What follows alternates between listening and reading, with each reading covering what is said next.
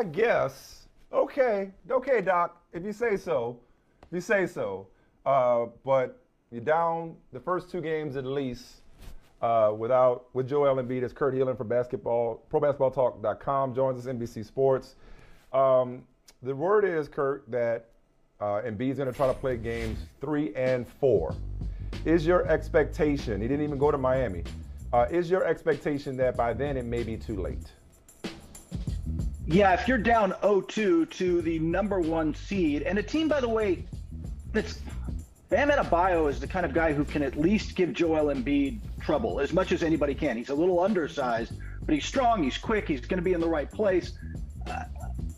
As much as anybody can, it's not going to be easy to score for them on Miami unless you're a believer that James Harden, now with all this time off, will suddenly resurrect Houston James Harden. I don't think Miami's already the number 1 seed. They're not going to be a pushover in this series. This was a 6 or 7 game series to me before Embiid got hurt. And without Embiid, they started an 0-2 hole. You could beat Miami 4 out of 5. I just don't see it. I don't think even with Embiid coming back and assuming he's back to being his MVP level self, I still don't see it. All right. Listen, Kurt and Michael, I need you both to help me understand me, okay? Because I look at the Miami Heat, and in the playoffs, I give them props. In the regular season, even when they're the number 1 seed, I go, yeah, okay. Yeah, I don't know. And then it just takes me, what is it? They got Jimmy Butler, they got Bam Adebayo, they got an instant scorer off the bench. They're brilliantly coached by Eric Spoelstra. Why does it take people like me? Just to make sure I understood it. You said you give them props in the regular season, but not the playoffs? No, just the opposite. I give them props in the playoffs. Oh, right. Playoffs, not the regular season. In the regular season, okay, gotcha.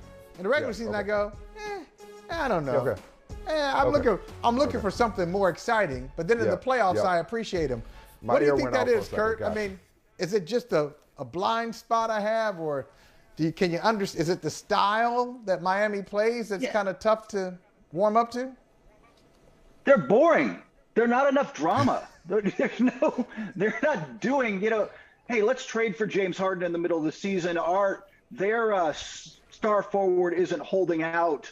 They're not going with the mountains of drama in Lakerland that went on this year. Like, our attention gets drawn to all these shiny, bright new objects. Like, hey, are Rudy Gobert and Donovan Mitchell getting along today? Like, are they dining next to each other now? All that stuff kind of draws our attention in Miami because of their culture and style. They just keep kind of marching along. They had a fantastic regular season. What you mean they're boring? They fight on the sideline once in a while now. They had that big fight. That was fun. That's true. We got a lot of mileage out of that. That's true. I think that because of the culture, that's true. And you could see, when was the last time you saw Eric Spoelstra that heated? Like, I don't think he was that fired up when Ray Allen hit the corner 3, and he was fired up in that one. All that said, I think that because they're kind of efficient and a little bit boring, we look right past them. But when they bring it together, and when Jimmy Butler's Jimmy Butler, when he's able to create in the half court, they're going to miss Lowry some in this series. But when they've got Jimmy Butler creating in the half court, they're really, really an elite team. Even though Jimmy Butler was an import, and obviously Lowry was an import, I think it's not just lack of drama for the most part. It's also other teams were kind of like more built overnight, more of a microwave approach, whether that's Brooklyn, whether that's Philadelphia.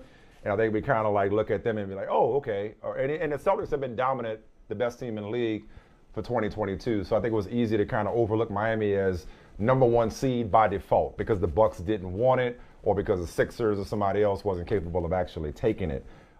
Switching to the Western Conference now in tonight's game. Phoenix survived the Pelicans, survived a little bit of a scare with the Pelicans. Michael was never scared, but other people might have been a little nervous.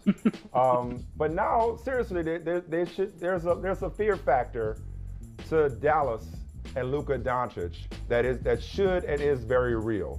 Now that he's got that one series, first series for the franchise in 2011, Luka Doncic has finally got a series. Is he about to go for 2? Who do you like in the in that Western Conference semifinal series?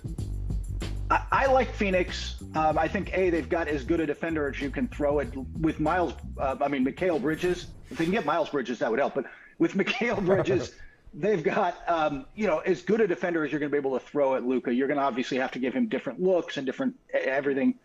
That said, they've got the one other thing. They're going to punish them inside. You will see them do this. They did it to the Lakers this year when they went small. Anybody who goes small against them. For DeAndre Ayton, if he's going to get that max contract this offseason, he earns it this series. He pounds them inside, makes them pay a price for playing Maxi Kleber and Dwight Powell and undersized guys at the 5. The challenge is those undersized guys hit 5s. Luka gets rolling. Dallas is not going to make this easy. This is I think they win at least 2 games in this series. And again, it could be more if there's that Luka magic, man. He is the guy most capable in this series, with all due respect to Chris Paul and Devin Booker. And we'll see how much that is. It 80% Devin Booker, 90%. Where is he? Luka's the one guy who could just come in and steamroll everybody, right? If Luka could win 2 games in this series for Dallas, and we'd all be like, yeah, whatever. I could see that. I mean, don't you think that that's the challenge?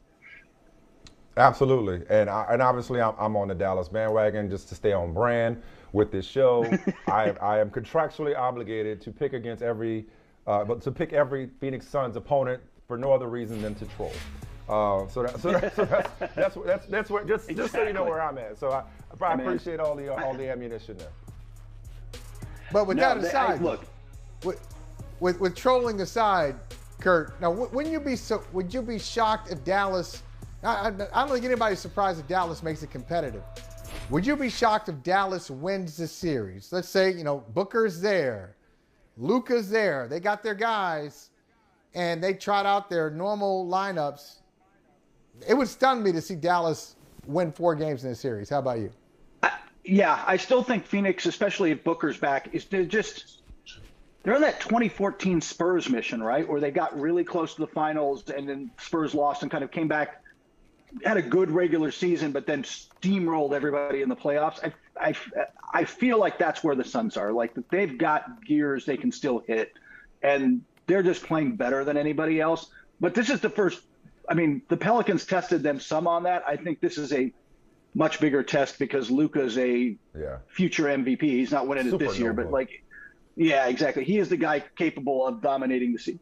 He very well could lose this series as the best player in this series, right? Like I thought was going to happen with Giannis, but apparently not. He's been. Oh, I'm sorry. He's been. You want to finish your thought? No, I was going to say he's so elite that it's possible, but I still think the Suns. I think that this is the series. Like I said, I think DeAndre Ayton has a big series. They just pound them inside. They use their size, and this is they're such an adaptable, versatile team. That's the hard thing about the Suns is, man, scheme versatility. How do you want us to play? We'll beat you that way. Yeah. Hey, clock's running down, but let's get 2 for 1. Let's get a 2 for 1 here before we let you go, Kurt. Just want to talk to you about the futures of 2 teams that lost in the first round and are connected by their New Orleans roots. That would be the Pelicans, who Zion Williamson pledged his allegiance to in a way that few people expected. We've been talking for years like he never wanted to be there in the first place. He said he can't sign an extension fast enough. He said on record. And the Jazz, who everybody's been trying to break up. They don't look like they want to be together. Rumors around Rudy Gobert, rumors around Donovan Mitchell, rumors around Quinn Snyder coaching the Lakers. So give us your read on both those futures now that those guys have been eliminated, both the Pelicans and the Jazz, please. The Pelicans, I think that they got some. CJ McCollum gave him a center, gave him an idea, gave an identity, sort of. They know who they are, what they want to be. Maybe Zion wants to be part of that. Maybe Zion still wants to get out and go to New York or wherever. But I can tell you what his agent's telling him is what every agent is telling their client. Go grab that bag. Go get that money. If you want to get moved, get that money, and then we'll do it in a year. We'll do it in 2 years. The other one with Utah, look, I think they're breaking it. Hold on, Kurt.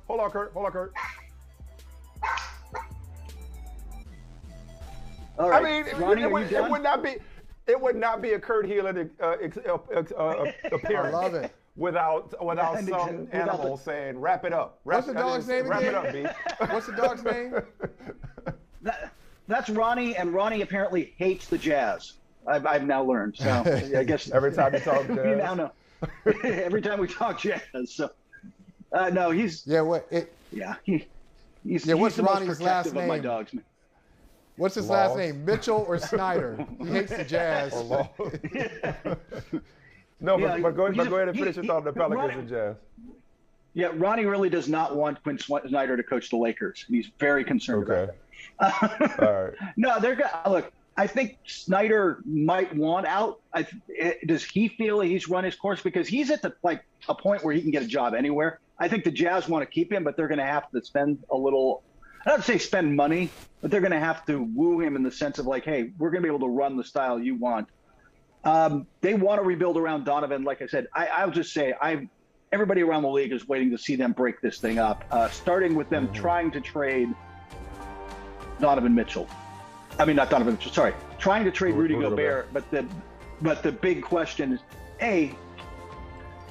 there are teams that like him, but there's teams that will trade for him or another thing. Remember, he's got like 3 years of max left, so we'll see. I'm just not sure the market's that huge for him. That said, the real question to me is still, does Donovan want to be there? You can't rebuild around Donovan if he's going to force his way out. Maybe he wants to stay.